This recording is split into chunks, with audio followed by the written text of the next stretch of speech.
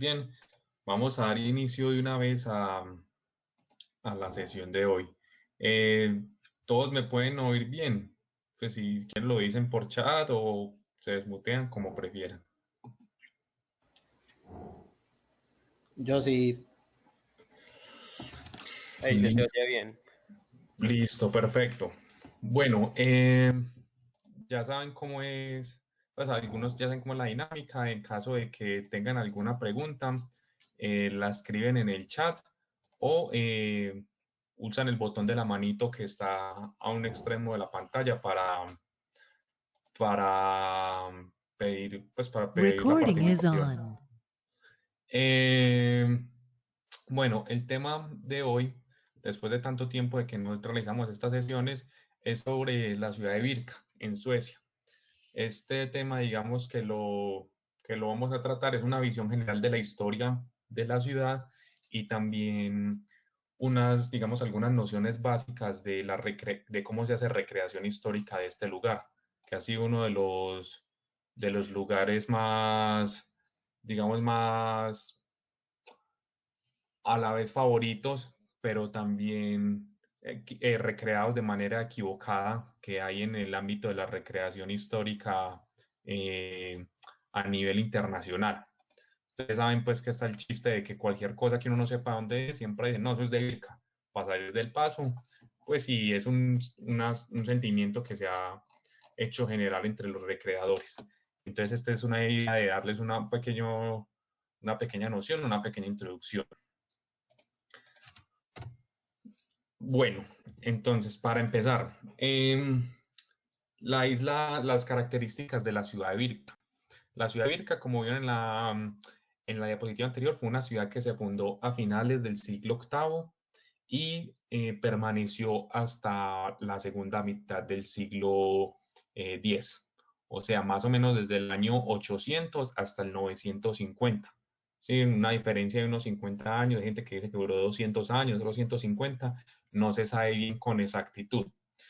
Entonces, esta ciudad de Birka está ubicada en la isla de Biorko, en un complejo de lagos que llaman Lago Malaren, que queda al occidente de donde es hoy Estocolmo, la capital de Suecia.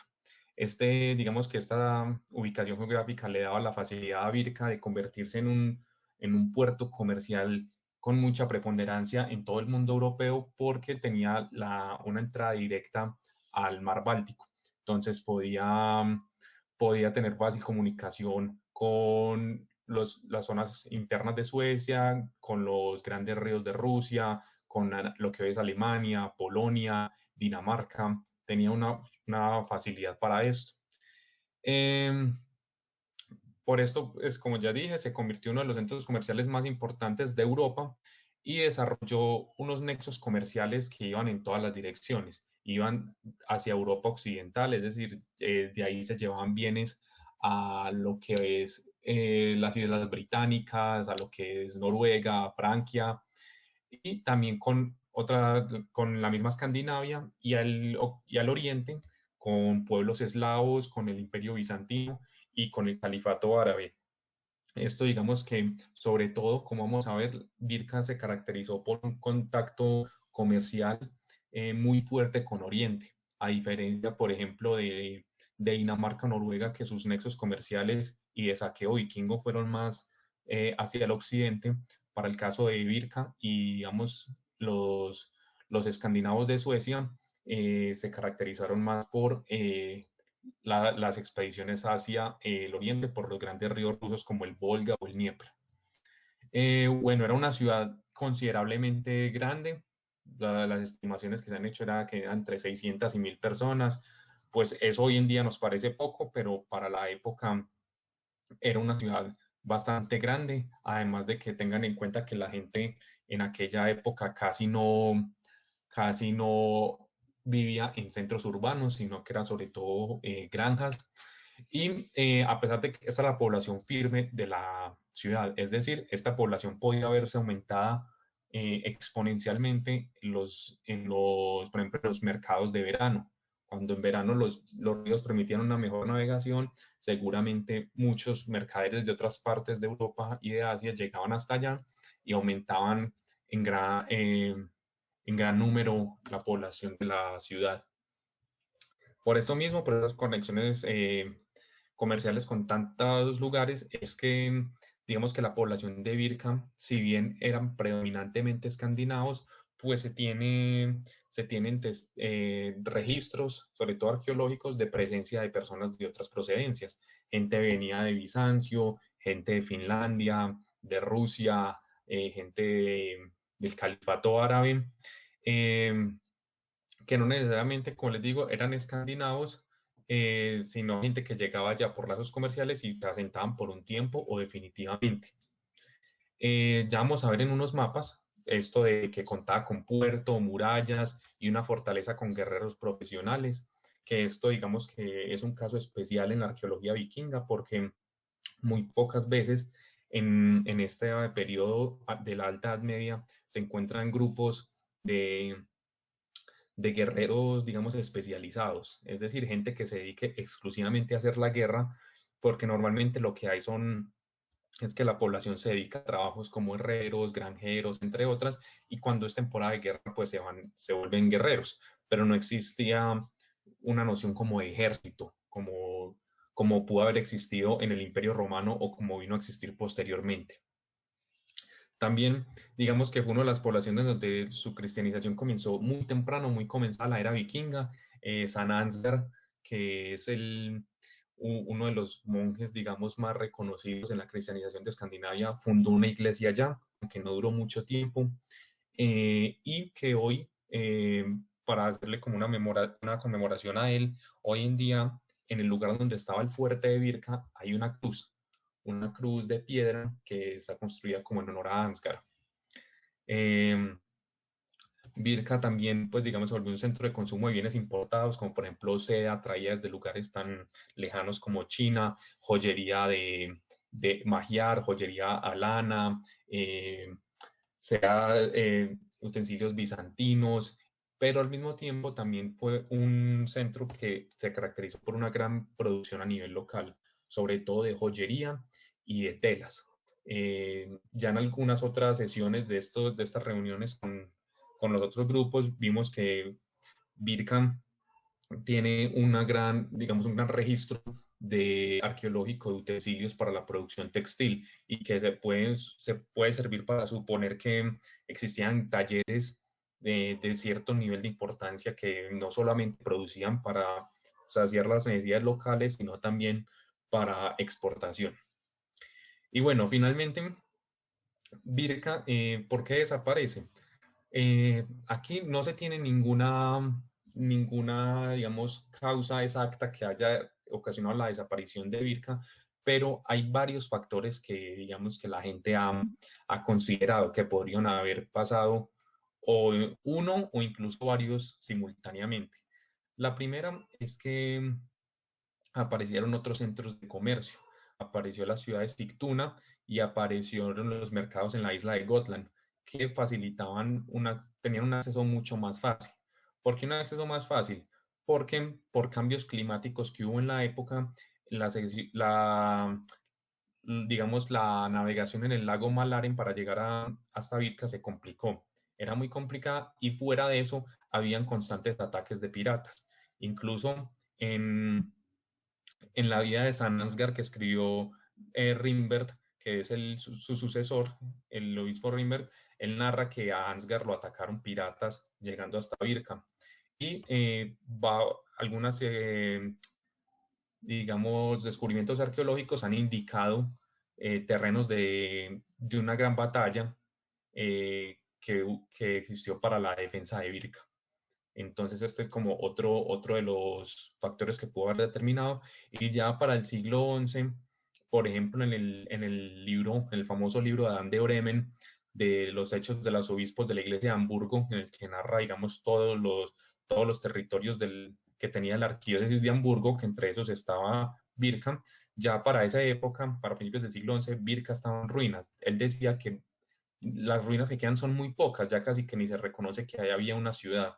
Entonces fue un final muy abrupto para una ciudad que fue muy grande y que junto a Hedeby en Dinamarca fueron las ciudades más, digamos, más fuertes económicamente de, de toda Escandinavia.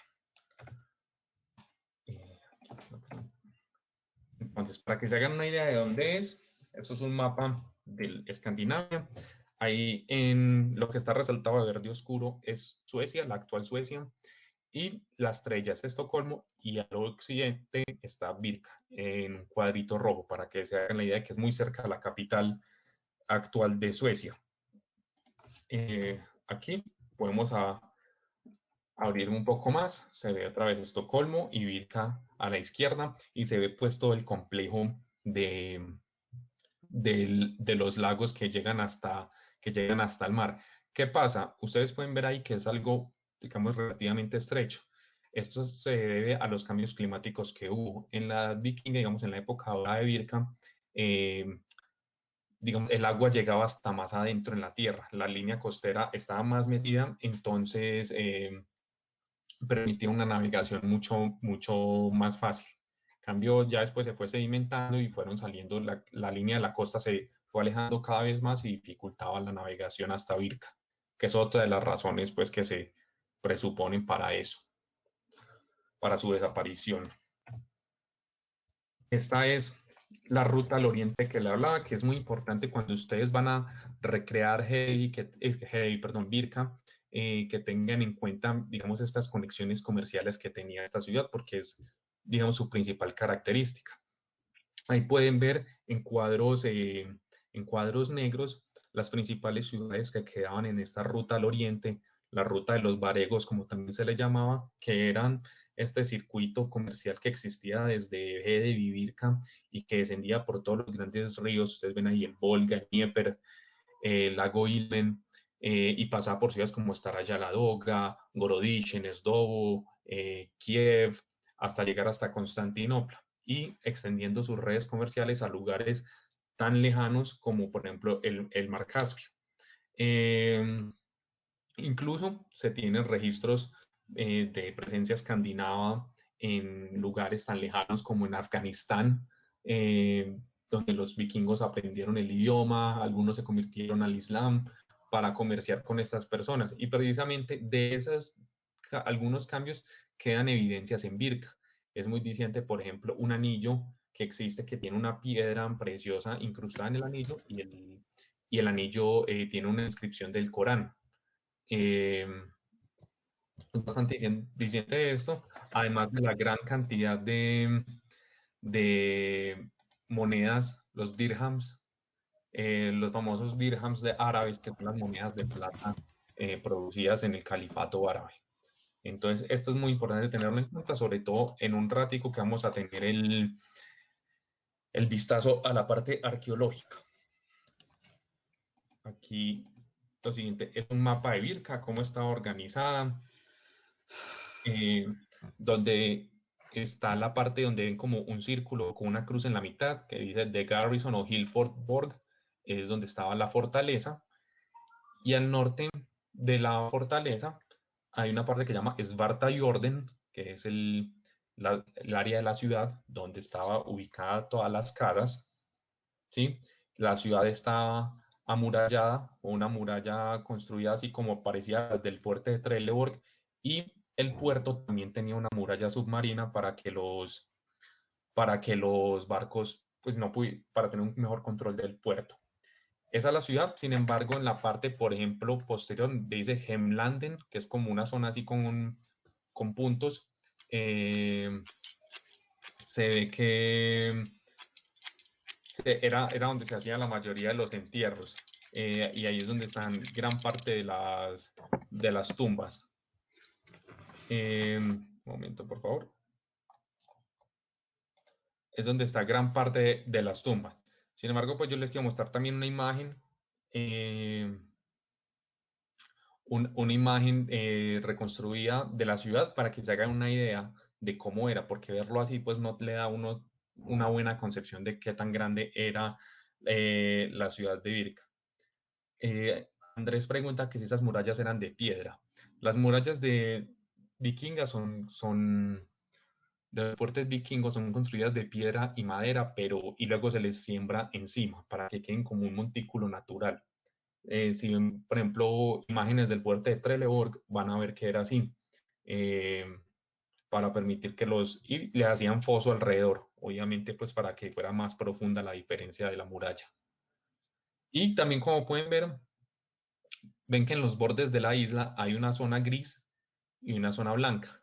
La zona blanca es la zona actual, ¿cierto? De la costa actual, mientras que la, la parte gris es la zona que está, la línea de la costa en la era vikinga. Entonces, ha resaltado mucho, ¿cierto? Ha salido mucho y eso ha permitido, por ejemplo, en el área del puerto, encontrar restos arqueológicos que antes en la era vikinga se habían hundido, pero con el paso del tiempo fueron ascendiendo. Beto, dime. Porque ha salido más playas y con el ¿Cómo? calentamiento global y todo eso. Entonces, porque ha salido más playas y antes con el calentamiento global y todo eso, pues el nivel del mar ha aumentado. Mano, ahí sí no sé. Igual esa playa empezó a salir desde hace mucho, pero la verdad no he leído mucho sobre el tema. Entonces no te sabría decir con seguridad, pero ha sucedido. Yo tengo entendido que con los movimientos de mareas muchas veces se va acumulando arena en ciertas partes. Es por eso que antes Boca Grande estaba cerrado al paso de barcos. Sí, también puede ser una opción, pero como les digo, yo no desconozco, pero seguramente si uno busca aparece. O sea, aquí nos dice Tomás que es la sedimentación natural de los sectores aledaños, más o menos lo que decía Stein, de que se va acumulando tierra en las costas y simplemente se va alejando la línea de la costa. Aquí en la próxima imagen pueden ver ahora sí una reconstrucción de la ciudad. Esta es más diciente, ¿cierto? Se puede uno hacer una mejor idea de cómo era Birka, porque uno siempre le muestran los mapas, pero pues los mapas no te dejan verla como el dato real de cómo era. Eh, Como pueden ver a la derecha de la imagen está en murallas, ahí había un fuerte donde vivían guerreros especializados, tenían un salón y una herrería donde simplemente ellos estaban permitidos vivir, al parecer sin mujeres, y descendiendo de ese montículo eh, estaba toda la ciudad y la muralla que rodea. También pueden ver en la zona del puerto que hay como una línea. Esas líneas era muy común construirlas en en las ciudades costeras para regular el acceso de los barcos. Y tenían normalmente que se amarraban cadenas de un lado a otro para cerrar el puerto. Así las autoridades de la ciudad podían elegir si le daban permiso a un barco de anclar en el puerto o no. Es importante saber que Birka, sí, no se toma como un dique, sí, es una especie de dique. Y que lo hicieron en otros lugares, por ejemplo, en la ciudad de Bolin, en Jonsborg, eh, también existía este tipo digamos, de muralla marítima. Eh, la ciudad de Birka tenía un sistema, digamos que, pues ustedes saben que los reyes de la época eran más al principio de la vikinga, más como reyesuelos, no existían los grandes reyes daneses o noruegos, como por ejemplo Nut, que ya Tomás nos dio una muy buena conferencia sobre él, sino que eran más reyes de pequeñas ciudades. Y esta ciudad era, en teoría, administrada por unos reyes de una isla aledaña que se llama Hofgarden.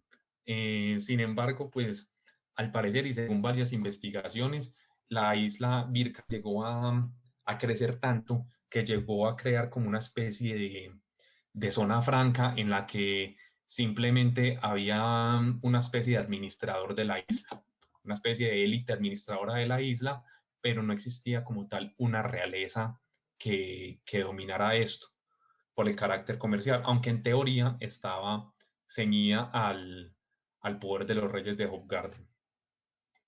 Entonces, hasta aquí, pues es la parte como de historia de la ciudad. Es una introducción muy breve.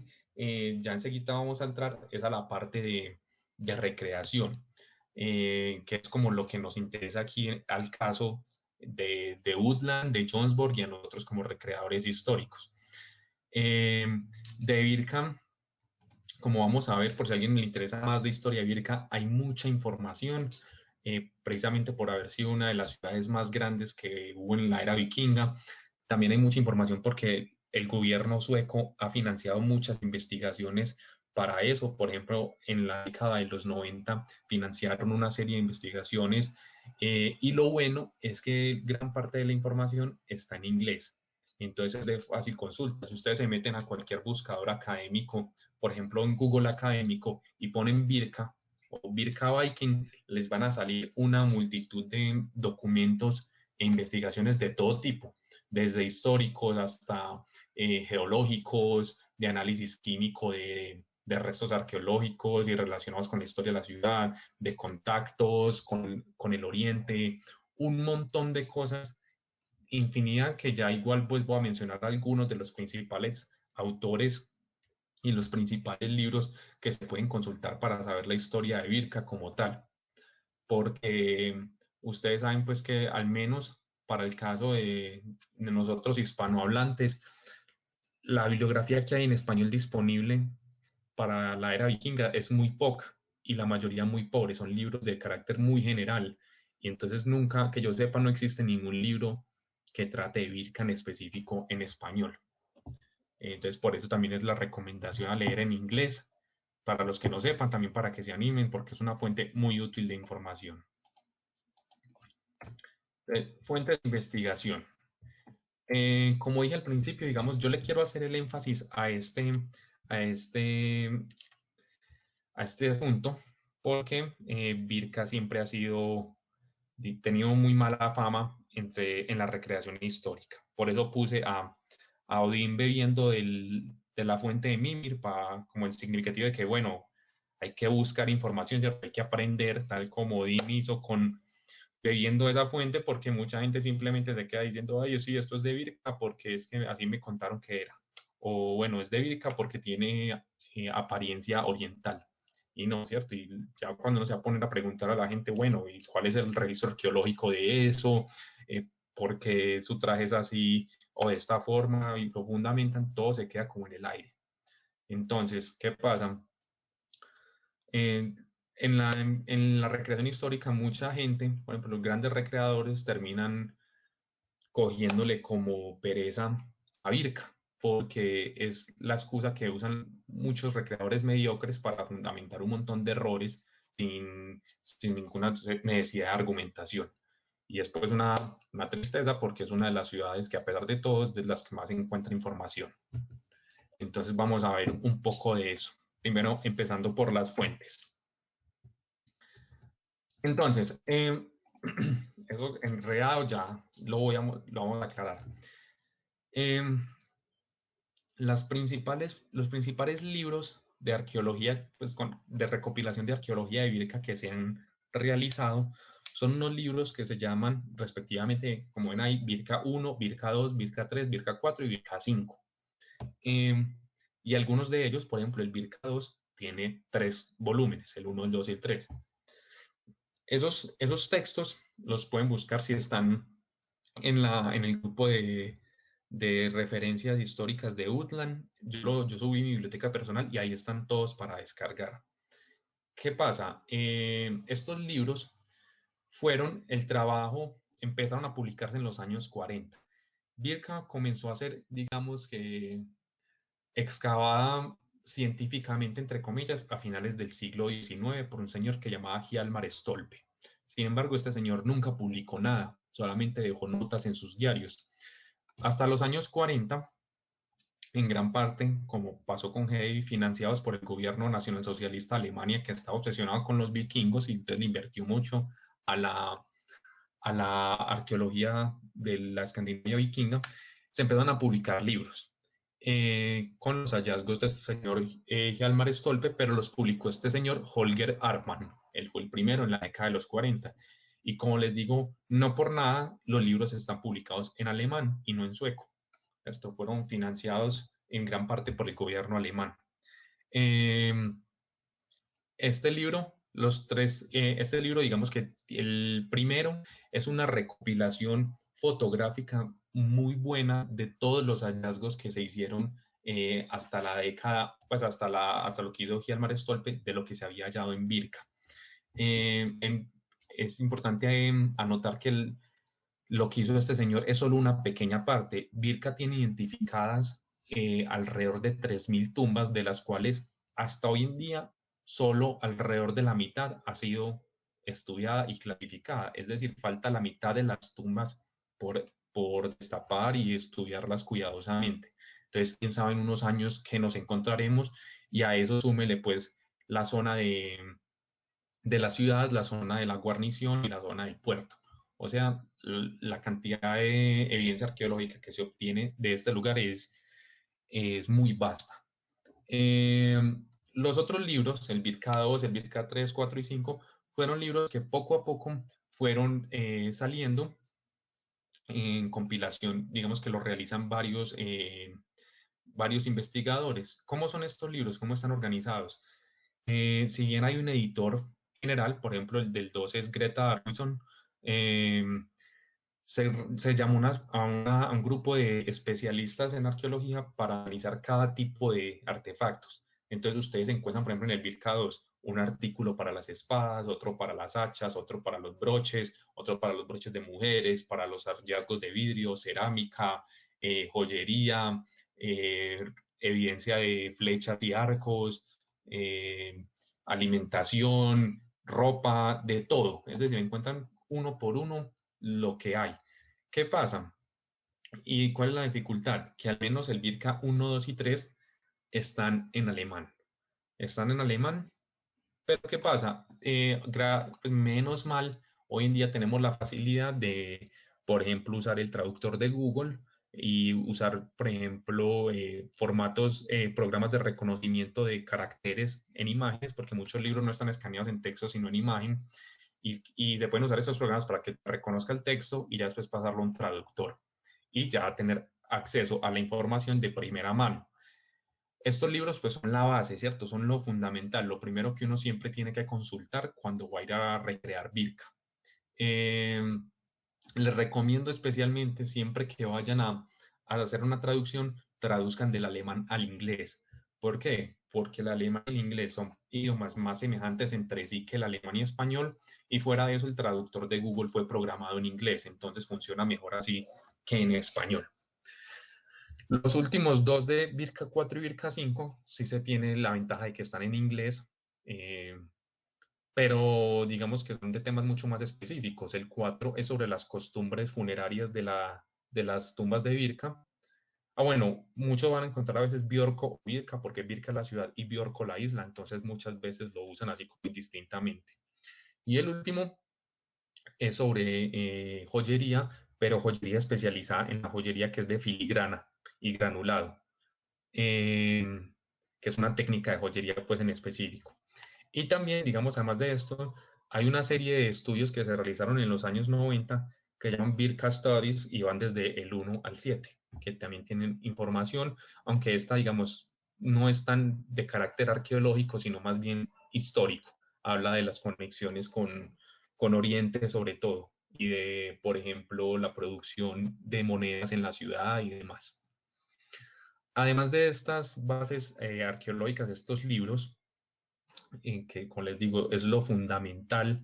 Yo, por ejemplo, con Carlos Benavides de Sunan, que estamos haciendo estas guías para recrear un vikingo de Suecia, nos estamos leyendo esto y pues toma su tiempo porque está en otro idioma, pero es lo que hay que hacer.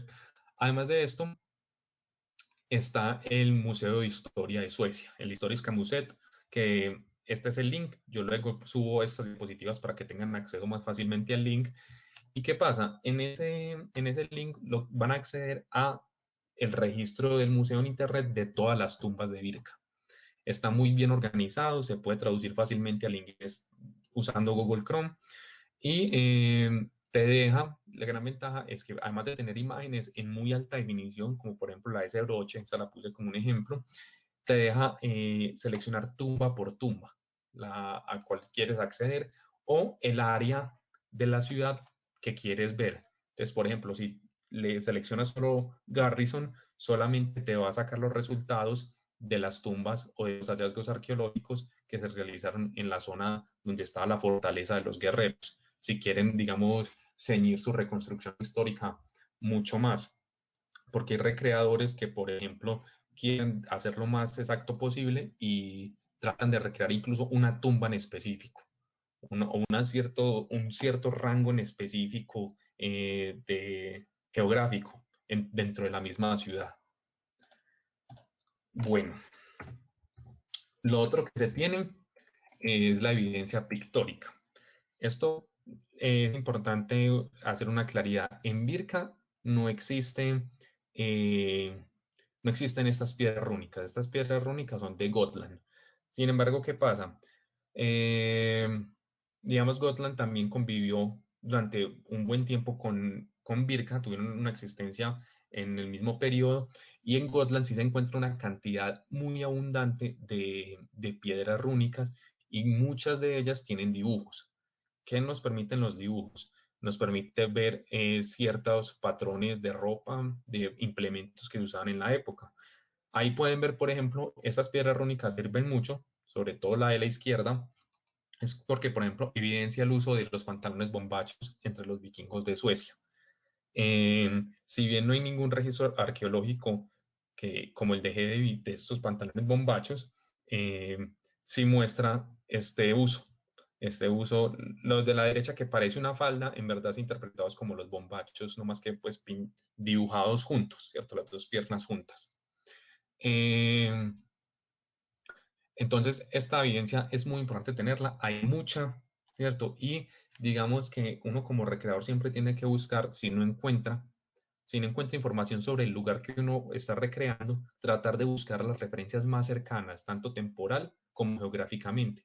Y en el caso de Birka es Gotland. Gotland o Sigtuna. Son ciudades que están cerca de Birka, es decir, que los pobladores muy seguramente tuvieron contactos entre ellos y que tenían costumbres muy parecidas entre sí. Sin embargo, tienen que tener también cuidado con algunas cosas. Por ejemplo, algunos, algunos algunos recreadores de vikingos suecos usan como evidencia arqueológica los hallazgos de Skane.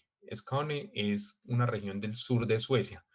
Pero ¿qué pasa? Hoy en día eso queda en Suecia, pero en la era vikinga era territorio de Dinamarca.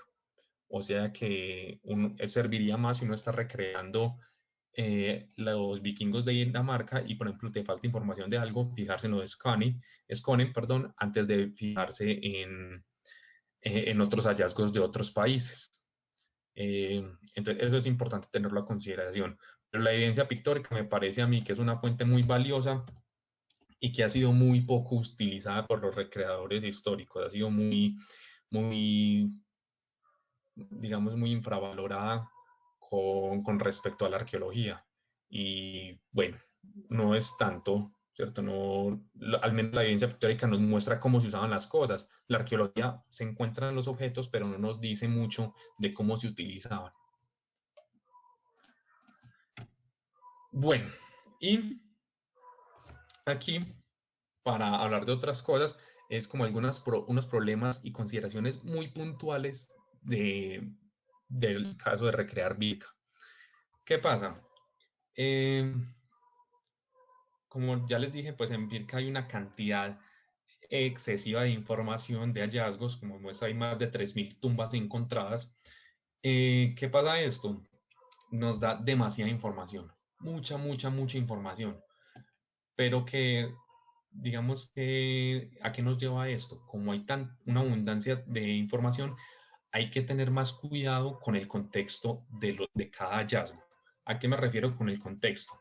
En la arqueología es tan importante el objeto mismo como las condiciones y los objetos que lo rodean, las condiciones en las que se encuentran y los objetos que lo rodean cuando se encontró. ¿Por qué?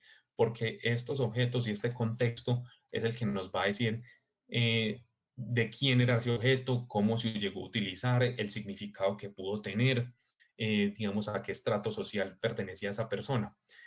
¿Y por qué lo digo? Porque mucha gente usa indistintamente cualquier objeto con tal de que sea del lugar. Entonces dicen, por ejemplo, yo recreo Birka, entonces pues cojo de esto esta tumba, esto de esta otra tumba, y no se dan cuenta, por ejemplo, digamos que en el caso de estén recreando a un hombre y empiezan a coger utensilios de, de tumbas de mujeres y objetos que exclusivamente eran de uso de mujeres, pero como no existe una investigación de contexto, eh, se desconoce esto. Es muy importante, por ejemplo, leer los libros, el de Birka 1, que tiene dos volúmenes, el primero que son las fotografías y el segundo que es el texto. En el segundo describen cada una de las tumbas. Entonces las describen como la tumba medía tanto, tanto de profundidad, los restos óseos de lo que se encontraron ahí pertenecían a un hombre o una mujer, y aún así hay que tener esto pues muchas veces en consideración porque como ustedes vieron el año pasado que salió todo este revuelo por la tumba de la mujer guerrera de Birka, que todo el mundo siempre pensó que era un hombre y pues terminó siendo una mujer la que está enterrada. Muchas veces durante estas primeras excavaciones que se realizaron en el siglo XIX, la ciencia arqueológica no estaba tan desarrollada, entonces muchas veces no se tomaban los estudios necesarios. Por ejemplo, el caso de esta tumba fue simplemente, bueno, como hay espadas y cuchillos, pues eso tiene que ser de un hombre. Y no le hicieron los exámenes a los restos óseos. Cuando vieron los restos óseos, se dieron cuenta que en verdad pertenecían a una mujer. Ya de ahí a que la mujer sea una guerrera o se lo pusieron simbólicamente, es toda una discusión que se ha dado, en la cual no vamos a ingresar hoy, no es el tema que nos interesa en este momento. Entonces, eso, el primer punto. Tienen que, a mayor cantidad de hallazgos y tumbas, mayor investigación de contextos tienen que tener, porque es mucho más fácil equivocarse en esto, ¿cierto? Es mucho más fácil, por ejemplo, en el caso, no sé, por ejemplo, de Skjoldham en Noruega, pues que es solo una tumba, ¿cierto? Es solo una tumba y se tiene toda la descripción de la tumba. Entonces, bueno, yo voy a recrear Vikingo de Skjoldham, pues voy a recrear una tumba y no tengo, pues no tengo que leer tanto. Mientras que en Birka, como hay tanto, ¿cierto? Tienen que ser más cuidadosos con esto. Y al mismo tiempo, digamos, esta mayor información también le da más facilidad para ser precisos en su recreación. Es decir, utilizar cosas lo más posible, perdón, lo más acertado posible.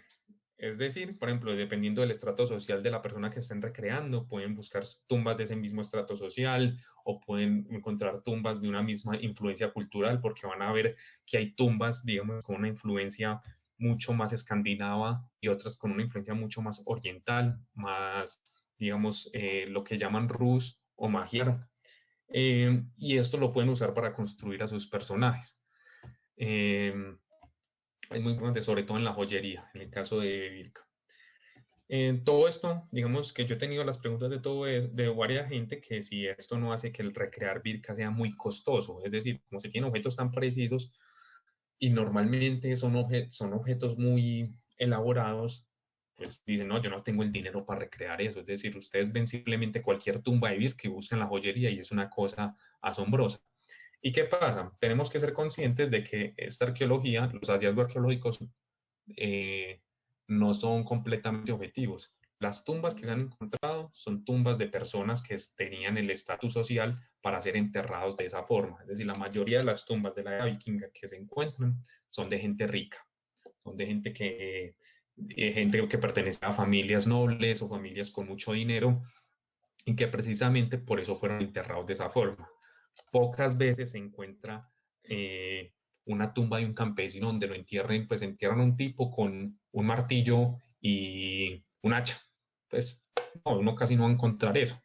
Entonces, ¿qué pasa? Uno puede hacer recreaciones básicas también. Obviamente, pues sabemos que la gente rica siempre ha sido la minoría a comparación de los estratos bajos y medios de la sociedad, sobre todo en la Edad Media, donde esta llamada capa media de la sociedad, clase media, era, pues no era tan abundante como ha sido en épocas posteriores. Entonces, uno sí puede coger digamos, varios registros de esto y crear un traje muy sencillo y que aún así sea históricamente correcto. Ya si uno está dispuesto a gastar más dinero, a digamos, a comprar joyería, a comprar espadas decoradas, a comprar accesorios que digamos que podían haber sido importantes, pero no son como un objeto muy fundamental para la recreación hoy en día, como por ejemplo los vasos de vidrio o un peine de hueso súper decorado o las túnicas con seda. Eh, sí, es muy bueno si lo tienes, pero no es un requisito por completo. Aquí, otro un punto muy importante, que de esto vamos a hablar próximamente con Carlos en una de las guías que vamos a hacer, es la cuestión de la interpretación, sobre todo en lo que concierne a ropa. Aquí puse un ejemplo, pero voy a hablar de varios. ¿Qué pasa? En Birka no se conserva, bueno, y en casi ningún lugar de Escandinavia, en muy pocas ocasiones, se encuentra un registro completo de una prenda. En Birka, ninguno. Nada, nada, no existe un registro completo ni de una túnica, ni de unos pantalones, absolutamente nada. Entonces, ¿esto a qué nos lleva? Nos lleva a un ejercicio de interpretación de arqueólogos de historiadores y de recreadores. ¿Qué pasa? Con una misma fuente, con los mismos restos que se hallan, porque si se hallan restos, es decir, pedazos, pero no una prenda completa, varias personas han hecho interpretaciones diferentes de cómo pudieron haber sido las prendas. Está este caso, el famoso caso del caftán de Birka. Muchas personas creen que en Birka se usó un caftán inspirado en los diseños, digamos, de los pueblos nómadas de Oriente, en el que es como en la imagen de la derecha. Es un caftán, un abrigo que está abrochado se abrocha con botones de bronce y es abierto completamente a la mitad. Es decir, si ustedes se abrochan los botones, es como una bata. Mientras que otras personas han realizado una interpretación diferente diciendo que son unas túnicas más de estilo, digamos, como ruso, que son unas túnicas que son abiertas, pero, pues, digamos, la abertura del cuello es mucho más pronunciada y se cierra con botones, pero no son abiertas a la mitad. Como pueden ver, la túnica abajo es cerrada, no queda abierta como una bata. Eh, entonces, ¿qué pasa? Uno aquí tiene que leer muy bien porque pues tiene que leer, comparar fuentes, comparar opiniones, y aquí ya sí cada recreador se tiene que hacer, digamos, una especie de juicio propio. ¿Qué le parece que es lo más posible que haya utilizado según lo que ha leído? Aquí es donde es bueno, después de haber leído las fuentes por cuenta propia, después de haber investigado por cuentas propias, por ejemplo, hablar con otros recreadores, compartir y debatir acerca de esto. Eh, de por qué esa persona cree que que la túnica es de esta forma y no de otra forma. Eh, Eso puede llevar a que te des cuenta de, digamos, de apreciaciones que uno no había considerado. Carlos, por ejemplo, fue el que me dijo, yo creía más siempre en el caftán de la derecha y con Carlos he hablado y él me ha hecho varias razones de peso por las que él cree que es más una túnica como la de la izquierda. Pero bueno, cierto, eso igual queda ahí a interpretación. Sin embargo, pues siempre tiene que buscar la interpretación, tratar de ser más exacto, tampoco puedes darle rienda suelta a la imaginación con base en los hallazgos. Y siempre se hace como también teniendo en cuenta hallazgos de otros lugares escandinavos o cercanos que puedan servir como un referente. Un caso similar es, por ejemplo, con el traje de las mujeres. En Vilca no se han encontrado un traje completo, se encuentran algunos fragmentos, sobre todo los que estaban sujetados con broches de bronce, pero sin embargo sí se han encontrado, por ejemplo, figurillas de mujeres, que normalmente lo relacionan como con valquirias recibiendo a los guerreros en el Valhalla, porque son así extendiendo un cuerno con alguna bebida, donde se ve más o menos una representación pictórica de cómo era el vestido de una mujer. Sin embargo, pues no nos da el panorama completo. Entonces, en vestidos de mujer también hay discusiones, hay debates de cómo era. Por ejemplo, en la comunidad rusa, pues los recreadores de Rusia son muy estrictos con eso. Incluso las mujeres son mucho más estrictas que los hombres y debaten mucho más acerca de esto, acerca de si, por ejemplo, los vestidos, el underdress se tinturaba o no, acerca si el lino era plisado o no, es decir, como corrugado, acerca de dónde estaban las decoraciones, de cómo eran los collares, de cómo se sujetaban los elementos. Es una gran discusión que ojalá, por ejemplo, los hombres los hombres que recrean esto también aprendieron un poco de eso. No es tan sencillo como parece, puede variar. Y uno siempre tiene que tratar de ser lo más exacto posible y tratar de fundamentar la mayoría de sus cosas con evidencia. Y este es otro caso que a mí siempre me ha producido, yo no sé, cáncer alegar acerca de esto, porque es que la cantidad de gente que discute este tema es ridícula, sobre todo gente que no tiene ni idea de lo que está hablando, es los temas de la particularidad y la generalidad. ¿Qué pasa? Nosotros como recreadores históricos estamos recreando más o menos lo que sería, lo que sería la generalidad de los guerreros, o bueno, no de los guerreros, de las personas de esa época. Eh, yo siempre pongo el ejemplo. Por ejemplo, digamos, en 200 años o 500 años alguien va a recrear a un colombiano, ¿cierto? ¿Qué es más probable? ¿Qué es más, digamos, qué es más exacto? ¿Que lo recreen manejando un Chevrolet Spark o un Lamborghini? Obviamente el Chevrolet, a pesar de que se hayan encontrado hallazgos de Lamborghinis, ¿cierto? Es decir, que esa sea la particular, eso es la excepción, es la gran excepción, no volverlo la regla, que es lo que pasa mucho. Y este es el caso, por ejemplo, el famoso caso de Birka de la armadura lamellar. La armadura lamellar ha sido una de las pocas que se han encontrado en Escandinavia, la única que ha sido como grandes piezas, y porque se encontró este registro, se volvió súper popular usar armadura lamellar, ¿cierto? Entonces ustedes ya ven en los festivales, por ejemplo, el Trelleborg en Mosgar, un montón de gente utilizando esto, mientras, e ignorando, por ejemplo, que es mucho más exacto por recreación histórica utilizar una cota de malla. ¿Por qué? Porque si ustedes miran la cantidad de hallazgos de anillas de malla encontrados en Birka es muchísimo mayor. Hay más de 100 hallazgos y repartidos por toda la ciudad, lo que da una idea, lo que da una idea de que este era un tipo de armadura mucho más preponderante que la otra, que solo se encontró una. Una, además de que sabemos de que en otras regiones de Escandinavia también hay muchos hallazgos de cotas de malla. Lo mismo pasa con otros objetos, como con joyería o con algunas prendas. Mucha gente se deja llevar como, es que esto es lo más vistoso, me gusta demasiado, pero hay que, en esta recreación, digamos que hay que saber, digamos, balancear entre lo que uno le gusta y cómo hacerlo de manera correcta, porque entonces uno termina recreando un montón de particularidades de individuos que en la época fueron únicos, no fueron como la gente del común.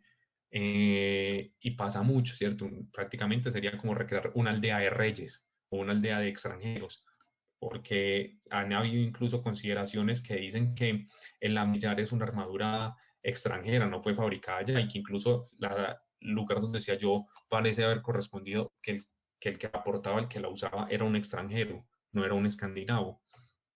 Entonces, esto pasa con muchas cosas y tener mucho cuidado también con eso de particularidad y generalidad, también no solamente con los hallazgos, sino con los recreadores. Mucha gente utiliza elementos simplemente porque ve que otros los están usando. Entonces se unen como a la generalidad, si tanta gente lo usa es porque es correcto. Eh, y esto es lo que más mal, digamos, en lo que más falla la gente. Por ejemplo, yo me puse a leer un dato pues que no sabía porque como yo como hombre poco, pues leo muy poco de recreación de mujeres, pero pues también lo hago de vez en cuando. En ninguna tumba de mujer de Birka se encontró evidencia de usar cinturón. No las mujeres de Birka no utilizaban cinturones. Sí, el modo de colgarse las cosas era más sobre los broches y los collares que un cinturón, porque no hay ni una hebilla, ni una puntera, ni un remache decorativo sobre eso. Y eso está relacionado a que por la influencia que tenía Birkham del Oriente y de también tradiciones europeas, el uso de un cinturón se relacionaba más con la masculinidad y en la llegada, digamos, de la adultez de un niño a pasar a ser un hombre, a un adulto. Y precisamente por eso es que se carecen de este tipo de evidencias. Eso es importante. Pues obviamente uno a veces puede hacer una excepción, digamos que uno está acampando y bueno, necesita colgarse algo, una muchacha se puede colgar algo del cinturón, ¿cierto? Pero si uno quiere hacer una recreación mucho más cuidadosa, tener en consideración eso. Y si uno, a pesar de todo, va a cometer el error, digamos, estamos en un campamento y bueno, me pongo el cinturón y luego alguien me comenta la foto, ay, pero es que no usan cinturón. Y decir, al menos saber, decir, sí, yo sé que no usaban, pero pues por otras circunstancias, pero yo soy consciente de que eh, no se utilizaban cinturones en la época, ¿cierto? Las mujeres al menos. Eh, entonces, eso es como uno de los temas más importantes. Aquí, pues, no quería, digamos, hacerlo mucho más extenso. Siempre yo quedé con la idea de hacer estas presentaciones alrededor de una hora para no cansarlos, sobre todo en esta cuarentena que, no sé, hay muchos que tienen otras cosas para hacer o simplemente les aburre estar tanto tiempo al frente del computador. Y ya lo que quería hacer era, pues, agradecerle a todos por su presencia. Somos 29 personas, un buen número. Ojalá que esto se pueda extender mucho más. Y ya si alguno tiene preguntas acerca de la exposición o de un tema particular de Virca en lo que les pueda yo colaborar o, o digamos que aquí podamos debatir algún tema que alguien de los presentes les gustaría debatir acerca de la exposición o de la recreación de Virca, también es bienvenido a hacerlo. En este momento, pues, si no, si quieren después hablar conmigo por interno, publicar en algunos grupos de Jonesboard, también pueden hacerlo. Sí, Andrés.